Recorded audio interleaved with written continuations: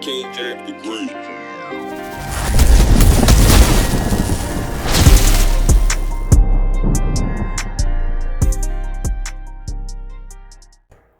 Yo, what's up, everybody? So I just wanted to hop on here and do do like this weekly prep for the coming week,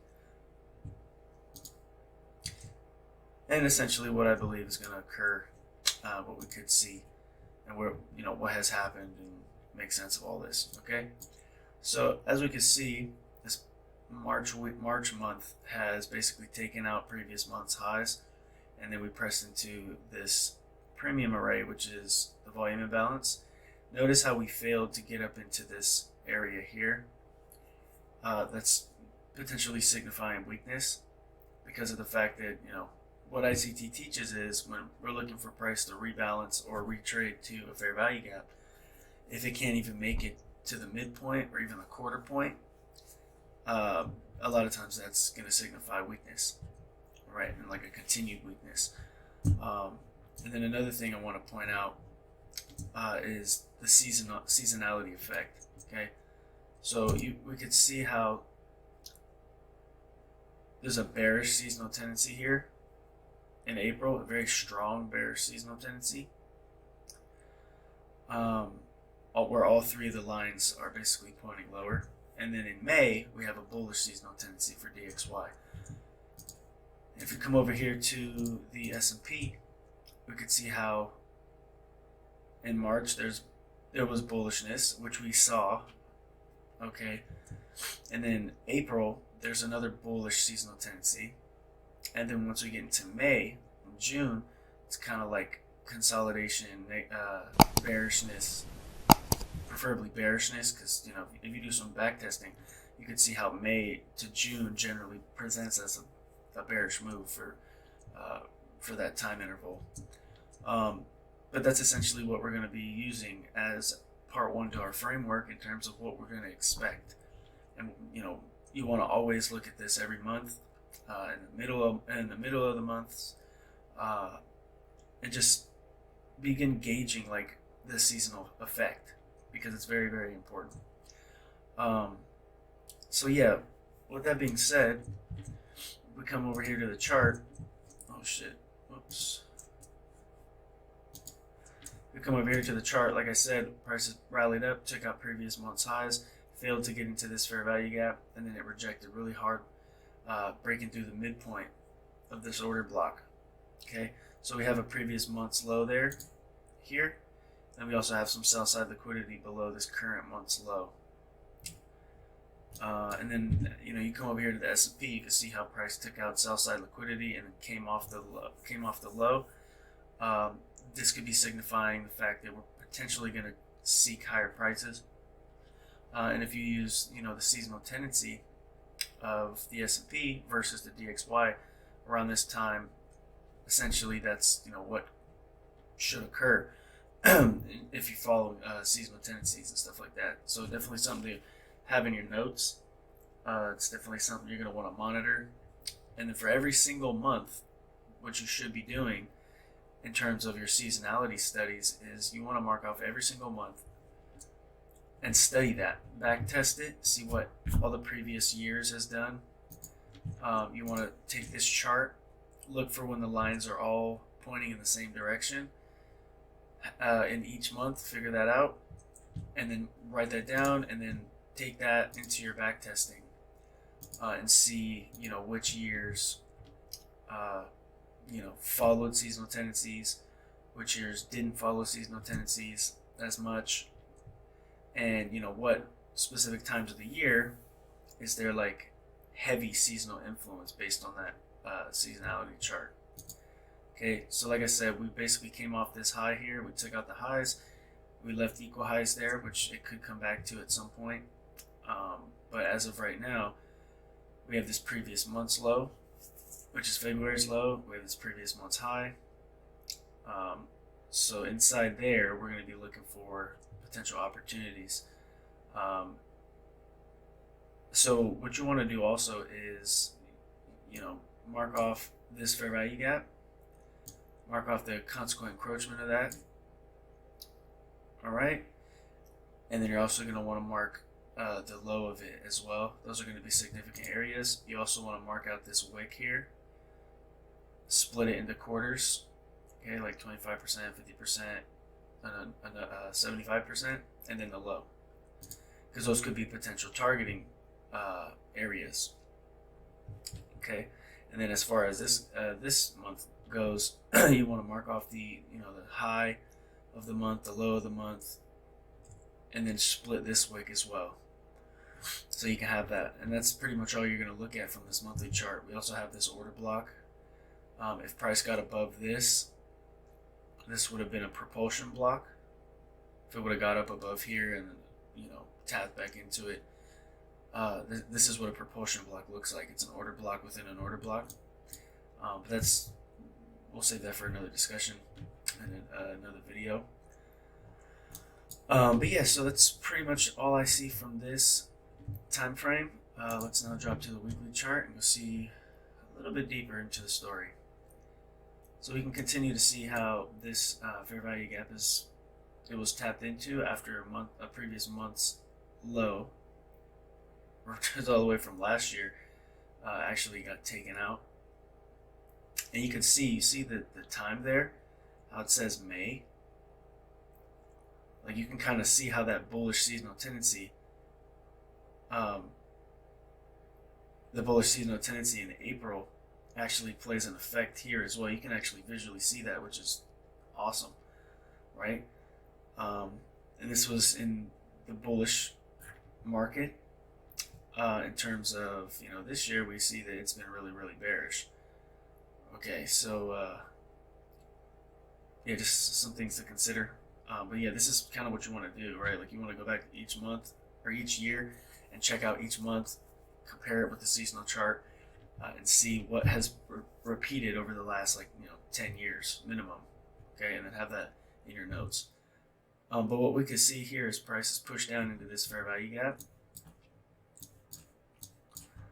All right, price pushed down into this fair value gap. We've been expecting lower prices in the Telegram. I've had everyone aware for basically the whole entire month in terms of a bearish, seasonal, and then a bullish seasonal for the S&P, and we basically have been in front of that the whole time. But as of now, we can see the prices reached into this order block, broke through it, but didn't close above it, and then we came off of that midpoint, as well as some other areas which we'll discuss in a second. And then we can see how price fell lower into this fair value gap here, and then we came off the low there as well, leaving these equal highs, which may act as some type of a level of importance eventually, but right now it'd be too early to jump to that conclusion. But in terms of the current range we're trading within, you want to have this high, this low. That's our dealing range from the weekly and the monthly chart. So within that, we're going to want to dissect it. And we can see how these equal lows were taken, and then we came off that as well. So if price opens up, when price opens up today on Sunday, we're going to see the fair value gap left here. And then we also have a little fair value gap from this high to that low as well. So those are levels you're going to want to keep on your chart too. Yeah, so that's pretty much all I can really see that's important. I mean, we could see these equal lows here as well. Could see these equal lows here as well, which slightly ended up getting tapped into here, but it left relative equal lows, so there's a ton of liquidity down below. So we're just gonna have to wait and see if the XY decides to rally and then attack these upper targets, specifically these equal highs, these wicks, right? Then that would bring a catalyst to us, or put us in a position to expect these lows to be tested. You want to split this wick too, mark off your quarter points, and then just have those levels there. I mean, you could even split this wick too, And you could split this one as well. But yeah, these are like more further targets.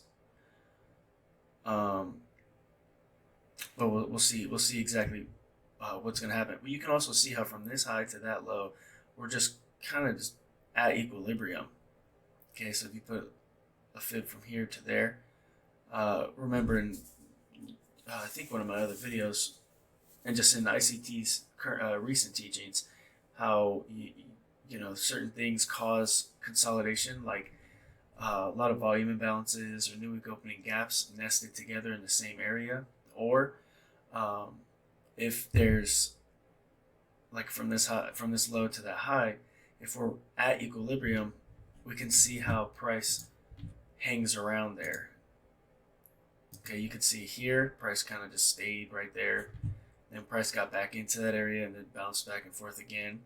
So now we're back into that area. So we got to observe and see more information to have like a more concrete decision.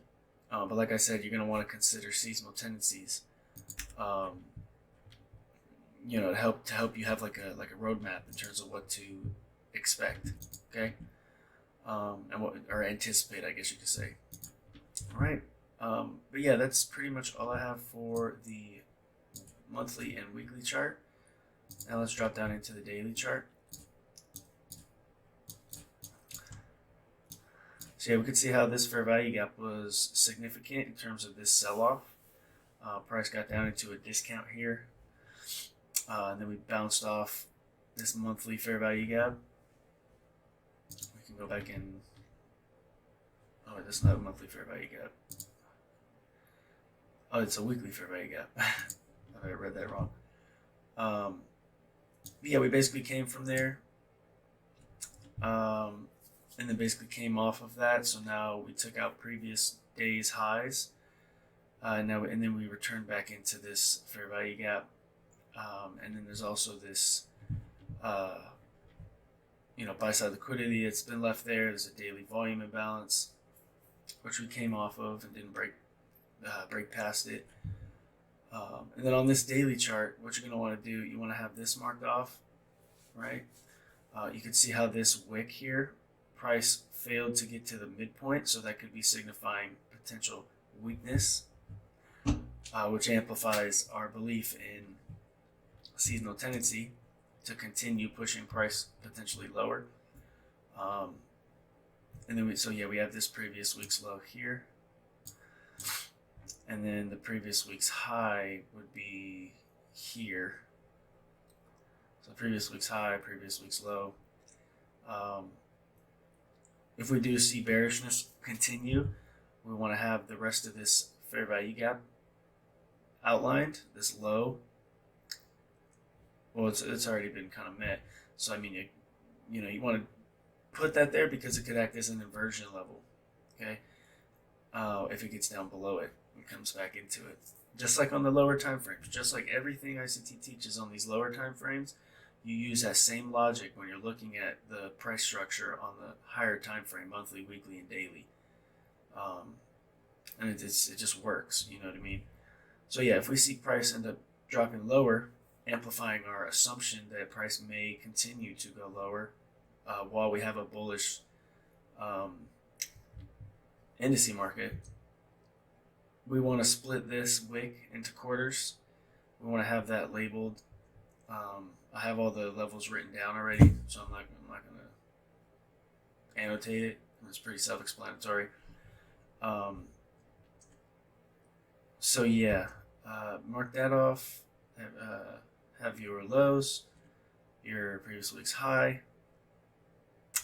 and this fair value gap, just in case, you know what I mean? If we don't get above this midpoint here and this acts as a breakaway gap, that's going to be even more beneficial in terms of us having a bearish bias on DXY. We are at a discount here. Price hit a discount array and then retraced. But in my mind, I don't really see any reason for DXY to want to rally besides these equal highs here. Okay, and then of course this fair value gap.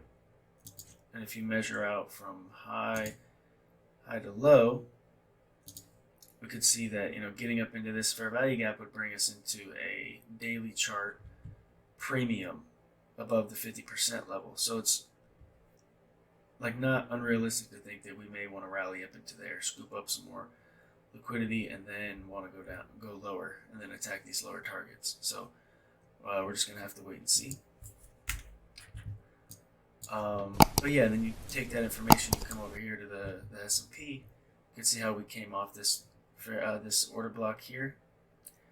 This is an order block within an order block, so that's could be considered as a propulsion candle, but we broke through the consequent midpoint of it already, so that kind of makes that irrelevant. But then we can see this new week opening gap that got tapped into. Price came off of that gap after taking previous day's low, and so now we're headed higher. It looks like potentially.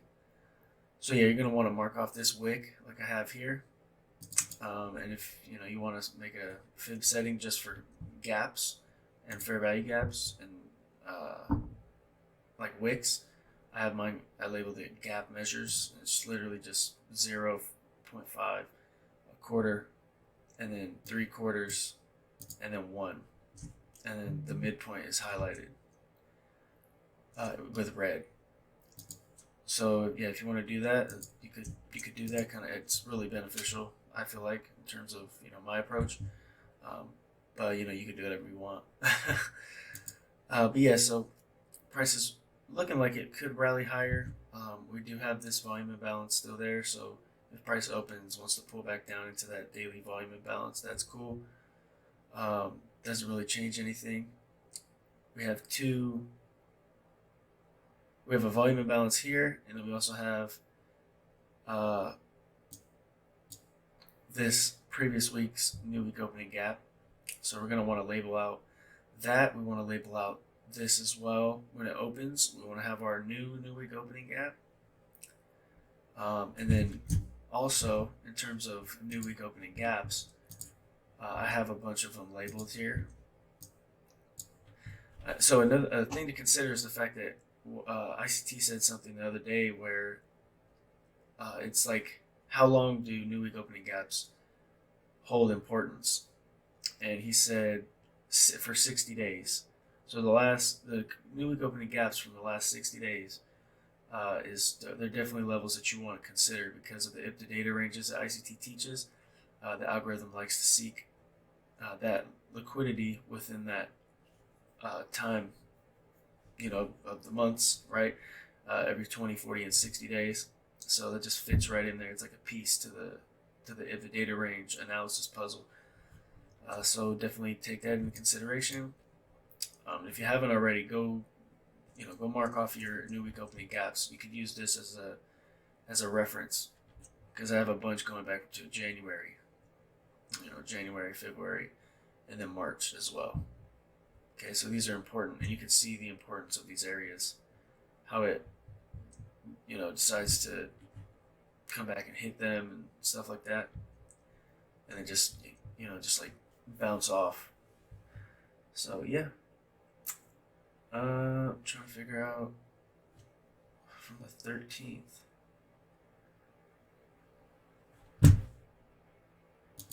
I'm not sure why that one's down there.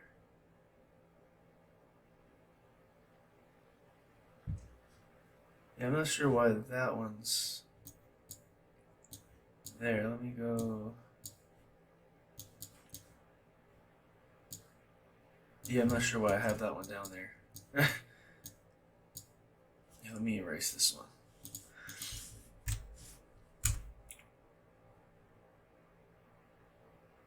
Yeah, I don't know why that's down there. But yeah. So yeah, have these on your chart because they're really important. So, and last week we basically rallied up into 1, and now it's stuck there, right? Or it's stopped there. I mean, so yeah. So coming back over to here, so we can finish this analysis. You want to mark off the high. You want to mark off the low. You want to mark off this previous week's low, previous week's high. it's in confluence with this new week opening gap. So I'm curious to see if price opens up. Is it going to rally higher to come clean this out quickly, or is it going to try to consolidate and continue to just hang around? Because if you go from this high to that low right here, we're at equilibrium, and you can see how price is just slow, choppy. So it's just it's a reason in terms of why things consolidate based on what ICT has been touching on and stuff like that. So yeah. So if you have questions about these types of things, consolidations and stuff, you need me to amplify it more, I will. But yeah, essentially what you want to keep in your notes is if there's a lot of layered new week opening gaps and volume imbalances in the same place, or if we're at equilibrium in a higher time frame range, or we're just stuck there, that's a lot of times the reason things consolidate. As well as if the interest rate markets are consolidating, that's another reason why, to add on to the reasoning behind why consolidations occur. Okay. But yeah, so that's kind of all I got for the daily chart now. Basically came off of here, this new week opening gap, and then we rallied up into this new week opening gap. So yeah.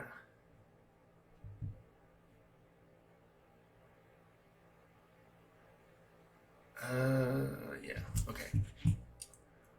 So now let's go to the 1 hour chart. Let's go see what's happening there.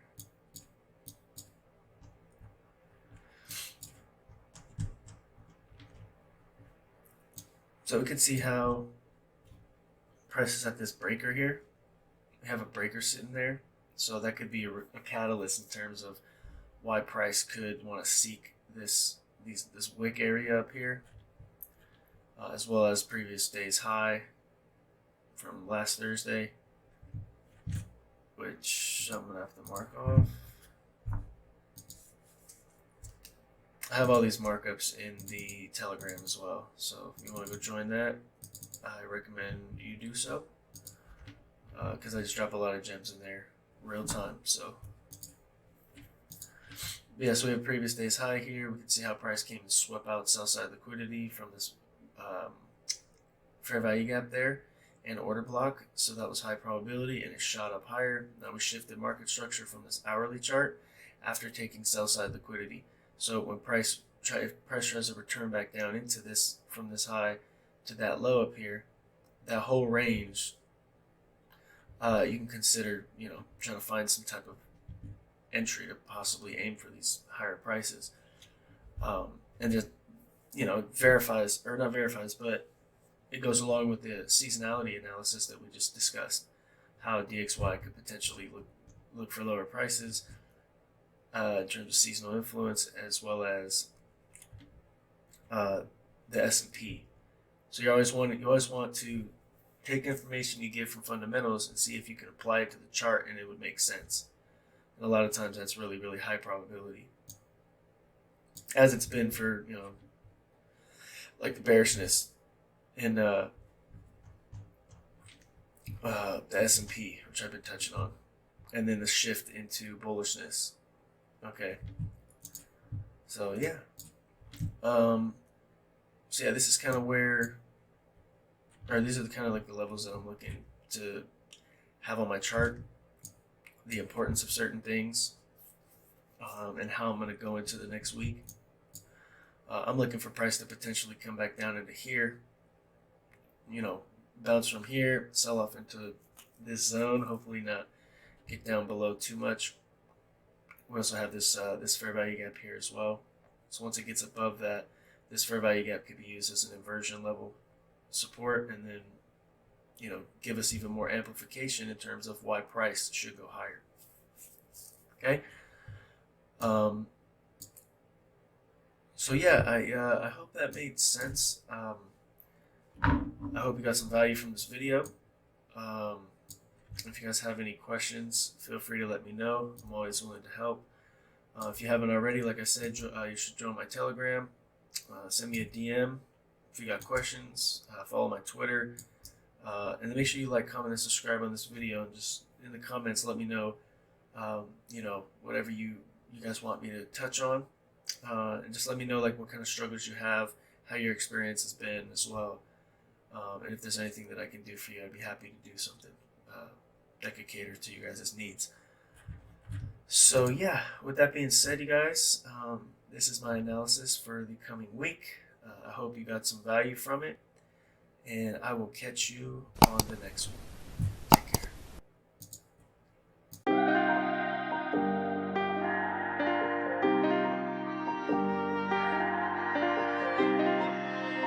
King Jack the Great.